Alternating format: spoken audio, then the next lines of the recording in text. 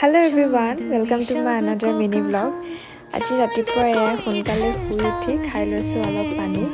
তাৰপিছত মই ভালদৰে গা পা ধুই ফ্ৰেছ হৈ ডিউটিলৈ বুলি ওলাইছো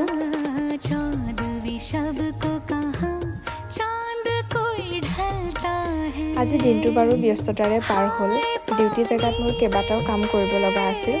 মাজে মাজে দুই এজন পেশেন্টও আহিছিল তেওঁলোককো চোৱা হ'ল তাৰপিছত মোৰ বহুত ৰিপৰ্টও পঠাব লগা আছিল আৰু তাৰে মাজতে বাইদেউ এগৰাকী মোক মধুৰি আনি দিলে খাবৰ কাৰণে আৰু কেইবাটাও ৰিপৰ্ট পঠাব লগা আছিল হেগেটা কাম ভালদৰে কৰি ললো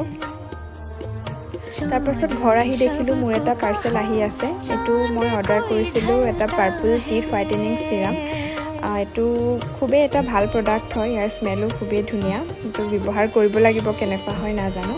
আৰু ইভিনিঙত খাবৰ কাৰণে বনালো পকৰা আজি মিনি ব্লগটো ইয়াতে সামৰিছো বাই